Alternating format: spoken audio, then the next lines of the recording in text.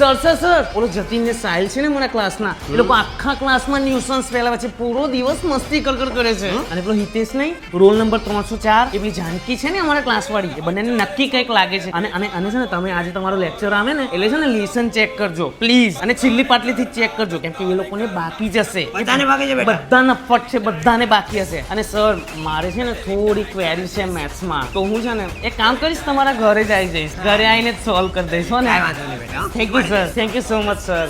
કહી દીધું ને તાર પપ્પાને તે કઈ બાકી નહીં રહી ગયું ને રહી ગયું હોય તો કઈ આવજો પાછો મોનિટર ને બરાબર બધા હરખા જ હોય પેટમાં કશું ટકે નહીં વાહ બાપ દીકરાનો પ્રેમ તમે તો બધું શેર કરો નહીં